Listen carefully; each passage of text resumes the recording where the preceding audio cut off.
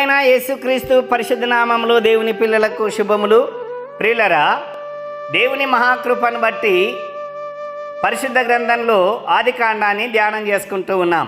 ప్రియులరా, దేవుడు పాపము నుండి మనలను విడిపించి పాతాళమునకు వెళ్ళవలసిన మనలను పరలోక రాజ్య వారసులుగా చేశాడు.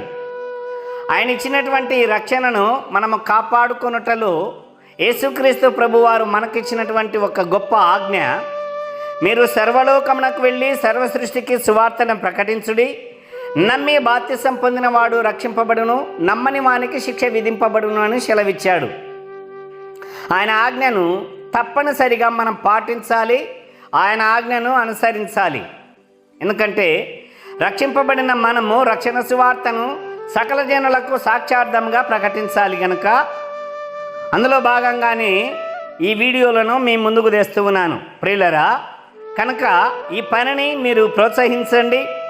వీడియోలు చూసినటువంటి నీవు ఇతరులకు ఈ వీడియోలను పరిచయం చేయండి. దేవుని పనిలో నువ్వు ఉన్నట్లే భావించి ఈ పనిలో జత పనివారుగా కొనసాగాలని నేను పిలుపునిస్తూ ఉన్నాను. మంచిది, ధ్యానంలోనికి వెళదాం. ఆదికాండము 9వ అధ్యాయము 1వ వచనము.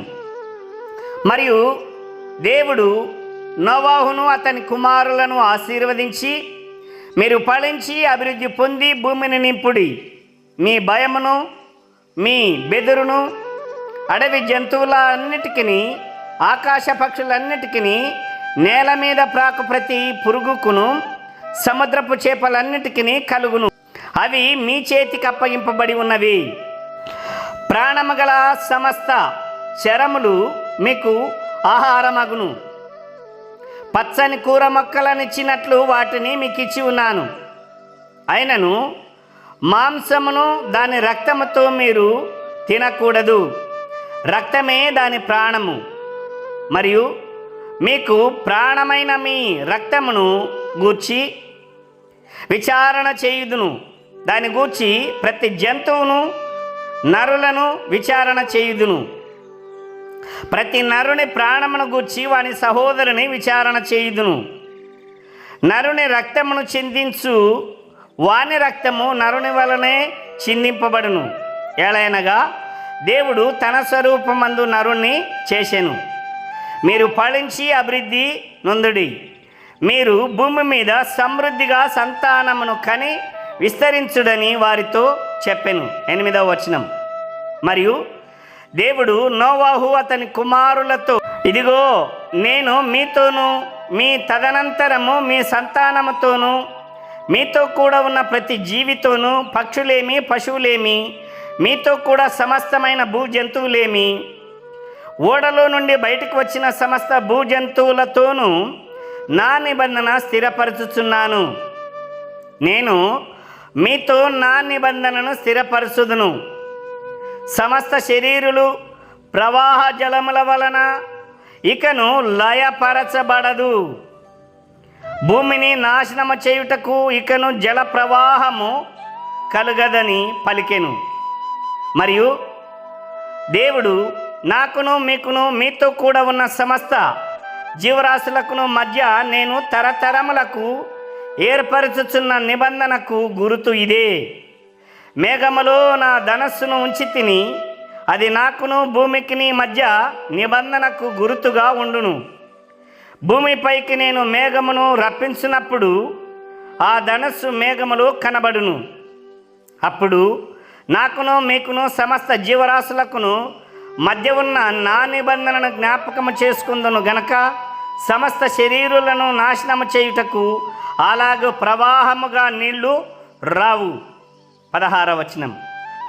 ఆ ధనస్సు మేఘములో ఉండును, నేను దాన్ని చూచి దేవునికిని భూమి మీద ఉన్న సమస్త శరీరులలో ప్రాణము గల ప్రతి దానికిని మధ్య ఉన్న నిత్య నిబంధనను జ్ఞాపకము చేసుకొందును అనేను. మరియు దేవుడు నాకును భూమి మీద ఉన్న సమస్త శరీరులకును మధ్య నేను స్థిరపరిచిన నిబంధనకు గుర్తు ఇదే అని నోవాహుతో చెప్పెను. 18వ వచనం. ఓడలో నుండి వచ్చిన నోవాహు కుమారుల షేము, హాము, యాపేతు అనువారు. హాము కానానుకు తండ్రి, ఈ ముగ్గురు నోవాహు కుమారులు, వీరి సంతానము భూమి ఎన్నంతట వ్యాపించెను. 20వ వచనం. నోవాహు వ్యవసాయము చేయనారంభించి ద్రాక్ష తోట వేసెను. పిమ్మట ద్రాక్షారసము త్రాగి మత్తుడై తన గుడారములో వస్త్రహీనుడుగా ఉండెను. అప్పుడు కానానుకు తండ్రి అయినటువంటి హాము తన తండ్రి వస్త్రహీనుడై ఉండుట చూచి బయట ఉన్న తన ఇద్దరు సహోదరులకు ఆ సంగతి తెలిపెను. అప్పుడు షేమును యాపేతును వస్త్రమొకటి తీసుకుని తమ ఇద్దరి భుజముల మీద వేసుకొని వెనుకకు నడిచి వెళ్ళి తమ తండ్రి దిశమలను కప్పిరి. వారి ముఖములకు వెనక తట్టు ఉండుట వలన తమ తండ్రి దిశమలను చూడలేదు. అప్పుడు నోవాహు మత్తు నుండి మేలుకొని తన చిన్న కుమారుడు చేసిన దానిని తెలుసుకొని కానాను శపింపబడిన వాడై తన సహోదరులకు దాసుడు అగును అనెను. 26వ వచనం. మరియు అతడు షేము దేవుడైన యెహోవా స్తుతింపబడును గాక, కానాను అతనికి దాసుడగును. దేవుడు యాపేతును విశాలపరచును, అతడు షేము గుడారములలో నివసించును, అతనికి కానాను దాసుడగును అనెను. ఆ జల ప్రవాహము గతించిన తర్వాత నోవాహు 350 ఏండ్లు బ్రతికెను. నోవాహు బ్రతికిన దినములన్నీ 950 ఏండ్లు. అప్పుడు అతడు మృతి పొందెను. దేవునికి స్తోత్రాలు. ప్రియులరా, ఈ ధ్యానంతో పాటు ప్రశ్నలను కూడా పరిశీలిద్దాం. మొదటి ప్రశ్న, దేవుడు నరులకు అప్పగించినది ఏ ఏ జీవ ప్రాణులను? దేవుడు నరులకు అప్పగించినది ఏ ఏ జీవ ప్రాణులను అప్పగించాడు? 2, మాంసంతో పాటు తినవద్దని అన్నది ఏమిటి?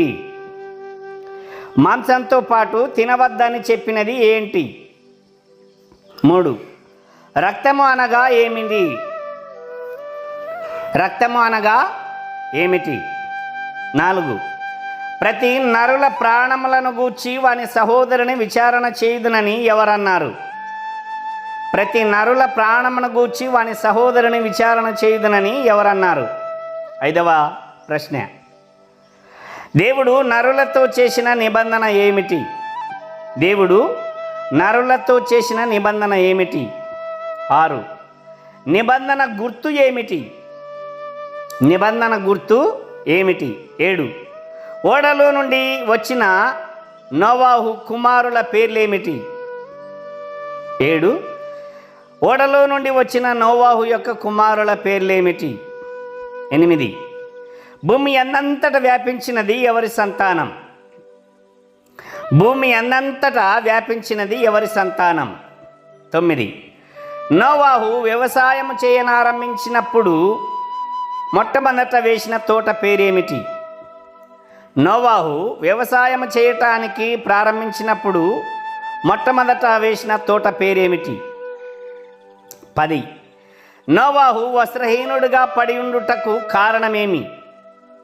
నోవాహు వస్త్రహీనుడుగా పడి ఉండుటకు కారణమేమి? 11, కానాను యొక్క తండ్రి పేరేమిటి? కానాను యొక్క తండ్రి పేరేమిటి? 12, నోవాహు వస్త్రహీనుడుగా పడి ఉండగా చూసినది ఎవరు? నోవాహు వస్త్రహీనుడుగా పడి ఉండగా చూసినది ఎవరు? 13, నోవాహు శపించినది ఎవరిని? నోవాహు శపించినది ఎవరిని? 14, జలప్రళయం తర్వాత నోవాహు బ్రతికినది ఎన్ని దినాలు?